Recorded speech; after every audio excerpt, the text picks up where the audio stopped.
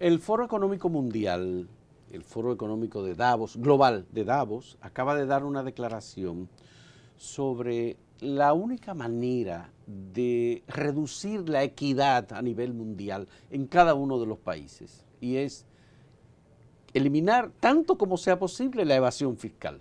Para el mundo, en un caso como República Dominicana, en donde hemos tenido evasión fiscal cercana o próxima al 40%, obviamente que hace falta que un país como República Dominicana aumente sus recaudaciones por vía de cumplir con el mandato de la ley. No hay ni siquiera que subir nuevos impuestos, porque el problema es que cuando se suben los impuestos se suben a los que están cautivos, sí, que son pagadores de impuestos y no hay manera de que lo puedan evadir. ¿Cómo se puede, sin plantearse una reforma fiscal, aumentar los ingresos por la vía de la reducción? Normalmente hay gente que no le da mucho crédito al tema de reducir los impuestos. Dicen, no, se logra un 1%, jamás se llega a un 2% del PIB. ¿Qué se puede hacer, Magín, con eso? Tú que tienes ya la experiencia y haber manejado estas cosas. Estaba antes en la teoría en el Ministerio de Hacienda y ahora estoy en la práctica en la Administración Tributaria. Sí. Mire, bueno, en los últimos 3 años yo creo que se ha crecido de manera importante sin una reforma tributaria. Sí. También, por ejemplo, uno de los más altos crecimientos de la recaudación fue cuando se creó la DGI en el año 1997. Las recaudaciones crecieron mucho sin una reforma tributaria, cerrando brechas de evasión. Y con evasión que en algunos impuestos supera el 40% como el ITEVI, pues hay un margen.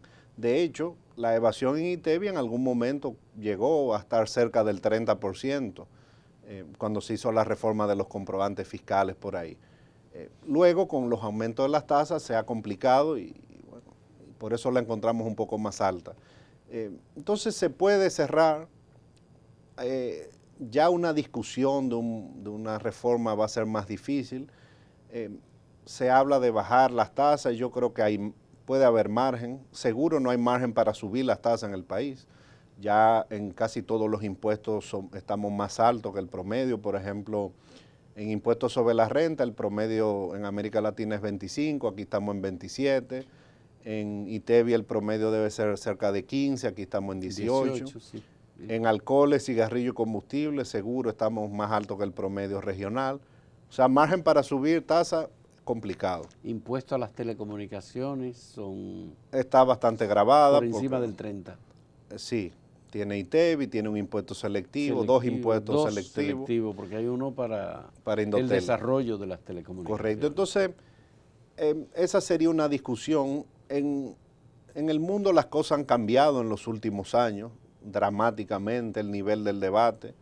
No mucha gente hace varios años estaba hablando sobre la desigualdad y ahora es el foco de la discusión en el mundo completo. Y obviamente se mira el sistema tributario a ver qué se puede hacer. Por ejemplo, en Chile se está discutiendo ahora un impuesto a la riqueza, a los más ricos, que también se está discutiendo en el Foro Económico. Son de las cosas que vamos a tener que sentarnos a discutir, porque hay veces que hay impuestos fáciles de decir en teoría, pero muy difíciles de cobrar en la práctica. Sí.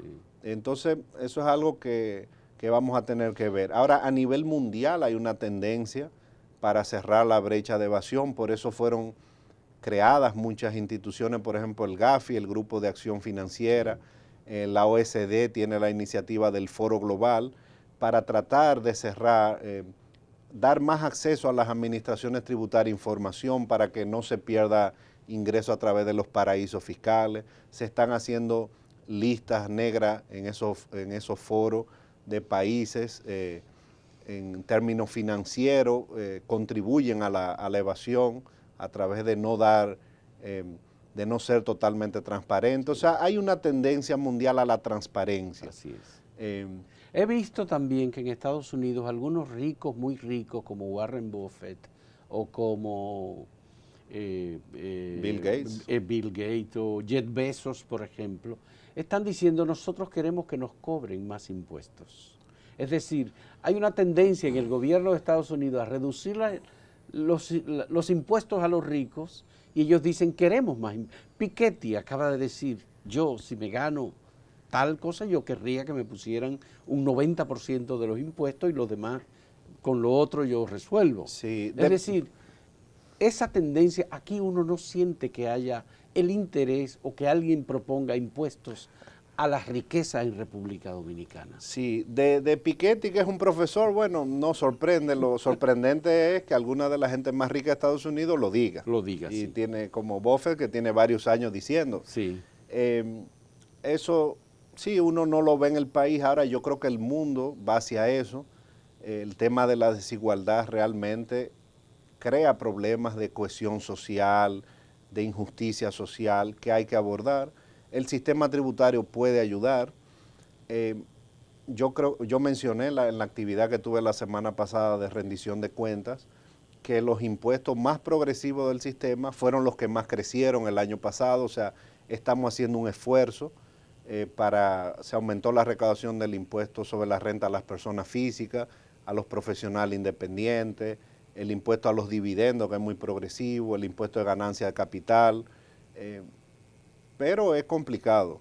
Y ese va a ser el debate en los próximos años, cómo hacerlo, porque hay que tratar de subir los impuestos, pero no hasta el nivel que desincentive la creación de empleo, de nuevas empresas, de la productividad, etc. Y las nuevas formas de negocio. Por ejemplo, Internet, las redes sociales, el streaming, todo lo que ha representado en términos de, bueno, Netflix como un servicio que se vende desde el exterior. Sí. Uno no sabe, uno contrata Netflix y paga en dólares, ¿verdad? O no sé, tal vez mencioné el servicio de My Music o Spotify o cualquiera otro, Amazon, que te brinda servicio. Claro, en el caso de Amazon hay un límite a las compras por internet que es el límite de compra hasta $200. Sí. De ahí hacia arriba tiene que pagar impuestos. Así es. Entonces, ¿cómo la República Dominicana se va a ir adaptando? Hay países que ya lo han hecho, a cobrar impuestos por esos servicios. Sí, estos eran temas que no existían hace 15 años, que ahora son parte del foco de una administración tributaria. Ya hay foros donde las administraciones tributarias dicen cómo hacerlo o intercambian experiencias. O sea, en la medida que el mundo cambió, pues hay que irse adaptando. Todavía en el país estamos a un nivel muy inicial de esos temas, donde lo que se está es analizando, viendo cómo se podría hacer. Yo creo que no estamos muy cerca de hacerlo. Estamos viendo la experiencia de otros países. A algunos países le ha ido muy mal por el mecanismo que escogieron. Otros... El caso de Airbnb, que es el caso de alquiler de habitaciones en casas o apartamentos que se hace contractualmente a través de una página de internet. ¿Cómo se puede resolver eso? Tú decías el jueves pasado, los hoteleros, el sector hotelero está presionando. Claro. Bueno, el que hace las políticas públicas tiene que ver las dos caras de la moneda, ¿verdad? Hay contribuyentes que se benefician, digamos, clientes, porque no están pagando, como si fuera un hotel que sí paga impuestos. Sí. Entonces hay que buscar un balance. Ciertamente los hoteleros sienten que es una competencia desleal y entonces estamos, como yo dije, en la fase inicial, en la fase primaria de ver cómo se hace. Esto es un tema totalmente nuevo para la República Dominicana, que no estaba en el radar hace varios años. A veces se nos hace hasta difícil contactar a esos proveedores. Estamos en ese proceso, los organismos internacionales están tratando de ayudar a los países. O sea, esto es algo que no existía hace 5 años para muchos países. Pero prospera y va muy bien lo de Airbnb en las ciudades, no en los centros turísticos, por ejemplo, como el este del país, en Punta Cana, Bávaro.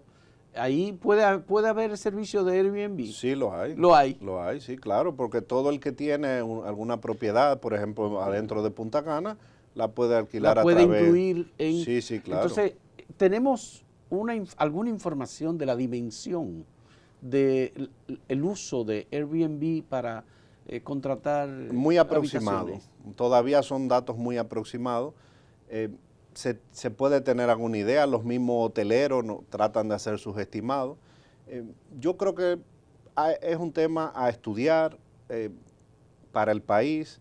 Como yo dije, hay países que le ha ido muy mal por el mecanismo que han escogido, otros le está yendo mejor, otros hablan directamente con los proveedores. Entonces nosotros estamos viendo, pero todavía nos falta para llegar ahí un poco. Ya. ¿Tenemos una idea de cuántos suscriptores de Netflix, por ejemplo, hay en República Dominicana? Se puede tener una idea, sí. Pues sí, porque Netflix sabe, es cuestión de ya cuando se formalice una conversación con ellos, hasta ahora todo ha sido informal, se puede tener una idea. Ellos no tienen oficina en República Dominicana. No tienen. Ya. Pero hay algunos de ellos que sí tienen oficinas ya en República Dominicana. Pueden tener representantes. Representantes. Ya. ¿Y eso es muy difícil para el Estado? Convertirlos en socios y decirle, bueno, necesitamos...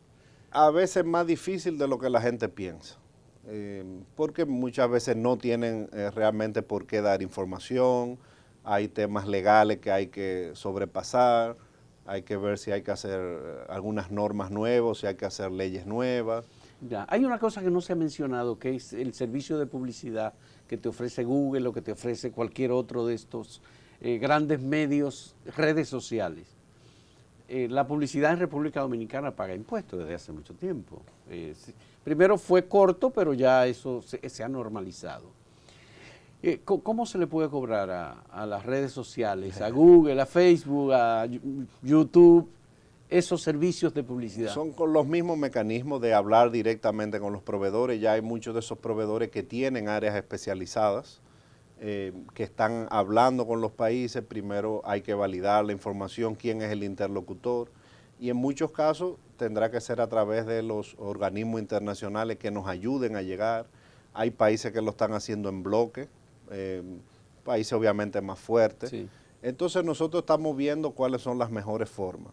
No creo que sea un tema de corto plazo, pero sí es toda una tendencia, que es lo que se llama cómo grabar la economía digital, que hace 10, 15 años no existía en el radar, y ahora está tomando, básicamente domina la discusión. ¿La DGI tiene departamentos que se están formando en estas áreas? Todavía no hemos llegado ahí. Todavía no hemos llegado ahí. Ya tenemos el área de fiscalidad internacional, pero es para ver temas más tradicionales de precio de transferencia, etcétera. Pero en algún momento en el futuro casi todas las administraciones tributarias van a tener sus áreas de economía digital. Ya. Una de las cosas que hemos visto es que la DGI puso énfasis en los últimos 6 meses en la evasión en alcoholes y tabaco, por ejemplo. Esos son los temas que realmente demandan una atención mayor de la DGI, o hay algunas otras áreas, combustible, por ejemplo, en donde la DGI pueda afincar bien, agarrar bien y no permitir la evasión. Sí, yo creo que hemos puesto el foco en combatir el fraude a nivel general en muchos sectores. Un sector fueron los impuestos selectivos, que ahí está alcoholes, cigarrillos e impuestos a los combustibles. Son los 3 grandes impuestos selectivos que hay en el país, y obviamente como recaudan mucho, pues la DGI se enfoca. En el caso de los alcoholes ha habido sometimientos penales por casos grandes de fraude que nosotros mismos pudimos documentar a través de las auditorías que se hicieron a las empresas. O sea, tenemos una serie de pruebas que ya no quedó más remedio. Luego de tanto tiempo de tratar de negociar, no hubo más remedio que pasarlo al Ministerio Público. Pero lo mismo estamos haciendo en otras áreas. Por ejemplo, la recaudación de combustible creció mucho, que es el combate a la evasión, trabajando de manera coordinada con aduana. Y el otro gran fraude en el país, o uno de los grandes fraudes, es el fraude de los comprobantes, que también la mayoría de los sometimientos de tipo penal es a empresas y asesores o accionistas que se beneficiaron de grandes esquemas de fraude. Eso está en el comercio, en el retail, como le dicen. Exactamente. Ya. Básicamente, como yo he dicho, prácticamente un mercado secundario de venta de comprobantes. Ahora, los casos que han sido muchos de fraude de comprobantes, como quiera son mínimos comparado a todo aquel que ha venido voluntariamente a regularizar y pagar. Ya. Porque la mayoría prefiere hacer eso. Pero lo que he visto es que la DGI no ha puesto mucho empeño en la divulgación de esos casos. En la medida en que aumenta la divulgación de las sanciones, se reduce la evasión. No, lo que, o podría ayudar a reducir la evasión. Yo creo que lo que pasa es que los montos involucrados en el caso de los alcoholes llama tanto la atención que eso mismo se hace la divulgación solo. ¿Cuánto? 9.000 millones de pesos. Claro, 3.000 millones. 9.000 millones, una empresa. Claro. 3.000 millones. Y en los casos de las compañías de telecomunicaciones, que son pocas, y que recaudan además, que aportan o no son aportar. pocas en el país, hay muchas. Hay muchas. Sí, hay algunas grandes, Ya. pero aquí este es de los países que más empresas de telecomunicaciones debe haber, de cable. De cable. En todo el país. Sí. Entonces ahí, desde que llegamos, firmamos un acuerdo con Indotel de intercambio de información y muchas de esas empresas que no estaban regularizadas completamente en materia impositiva, pues se han ido regularizando y han ido pagando. Ya, porque ahí también existe la informalidad. Sí, sí, claro, es que hay decenas de empresas de telecomunicaciones de cable operando en casi todo el país. Sí. Todo el territorio hay nacional. provincias que hay varias, Ya. no solo una, además de los grandes proveedores. Ya. Y una de las quejas es la competencia desleal. En la gestión del año 2020, que es un año electoral, la DGI va a continuar con los procesos penales con aquellos defraudadores que no se pongan de acuerdo. Es que en la DGI hay años.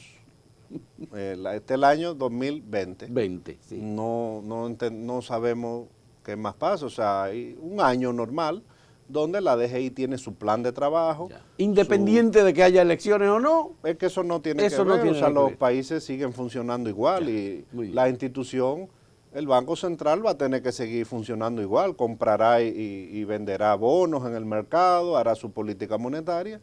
Y la DGI seguirá con su administración tributaria, normalmente. Y los casos, Magín, de empresas que son muy pobres, con dueños que son muy ricos, ¿cómo se han seguido manejando eso? Bueno, tenemos... ¿No pueden someterse a la justicia esas personas? Bueno, la DGI no tiene capacidad de someter a todo el que evade, no hay forma. Entonces uno escoge casos muy grandes de defraudación, porque hacer un caso de defraudación puede tomar hasta años. Llevar un caso hasta la fase de entregarlo al Ministerio Público puede llevar hasta 2 años un caso grande. Ahora tenemos diferentes estrategias, fiscalizar las empresas, ahora fiscalizamos los accionistas, porque la idea de DGI no es someter penalmente, es tratar de que la empresa regularice, pague y a partir de ahora pues funcione normalmente. Qué bueno. Vamos a hacer la última pausa ya en este diálogo con Magín Díaz para tener algunas informaciones adicionales sobre los planes de DGI para este año 2020 que ya Magín nos ha dicho que no le importa si hay elecciones o no, ¿verdad? Es un año normal. Un año normal. Sigue funcionando, las instituciones del Estado deben seguir funcionando. Y hay que cobrar los impuestos. Sí. En un momento retornamos.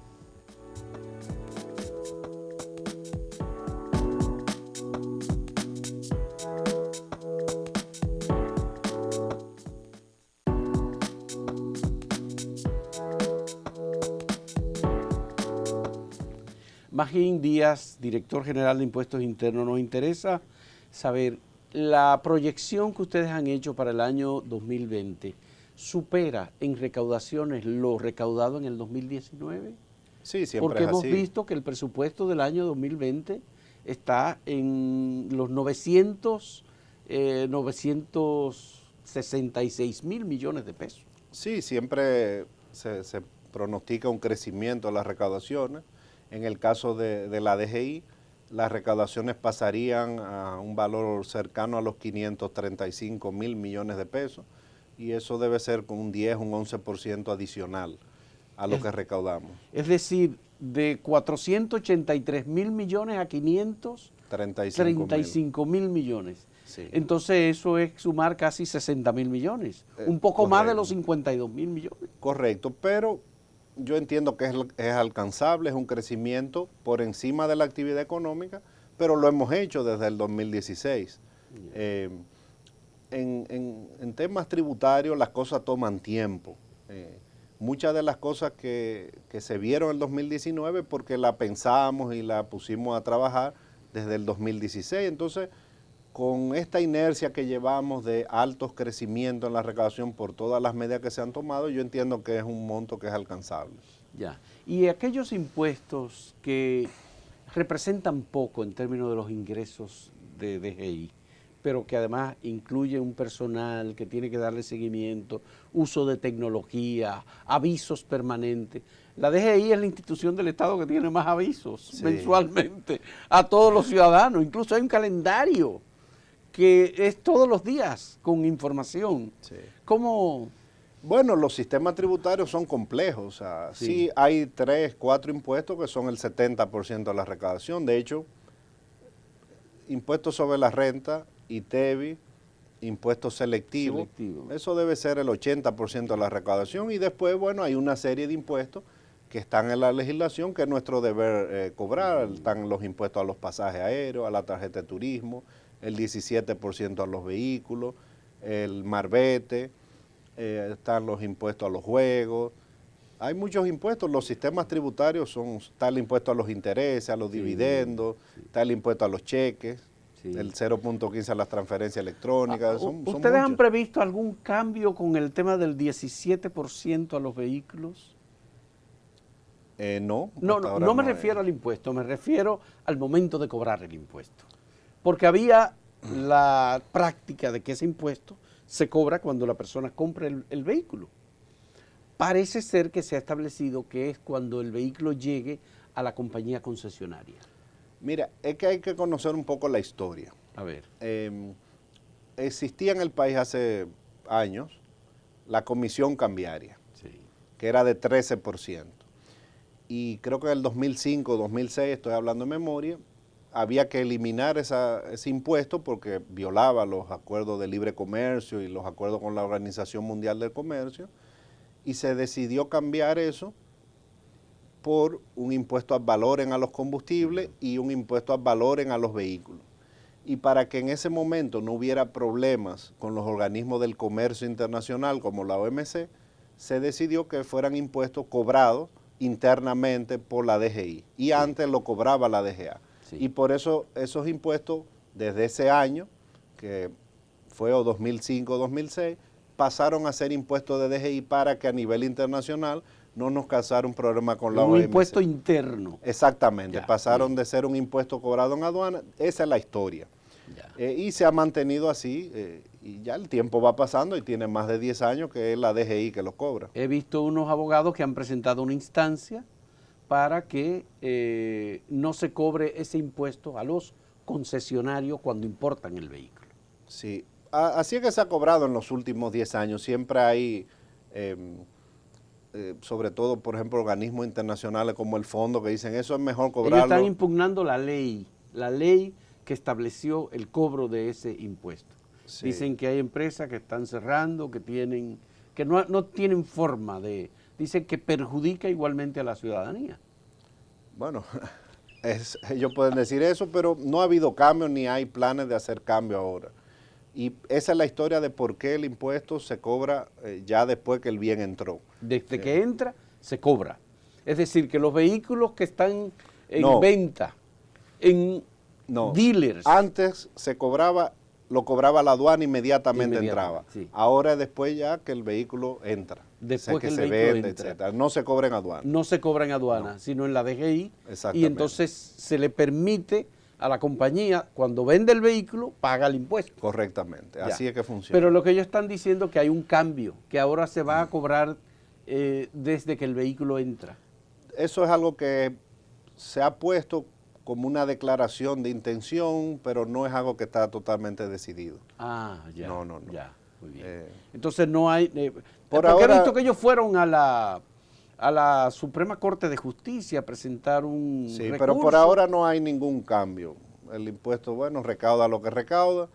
Vamos a ver si la aduana pone controles, si siempre va a haber algún tipo de evasión, pero en el corto plazo no hay cambio. Yo creo que los cambios ya tienen que ser fruto de un consenso más amplio en el marco de algún pacto. Ya. Y la DGI no se inmiscuye en asuntos de reformas fiscales, de tocar temas, sino el cumplimiento de lo que está establecido. El cumplimiento de lo que está establecido. Y si hay cambio legal, pues entonces nosotros cambiamos. Ya. Y en términos de normas, ¿hay alguna norma que aún falte en relación con alguna de las leyes? Por ejemplo, el tema de lavado de activos.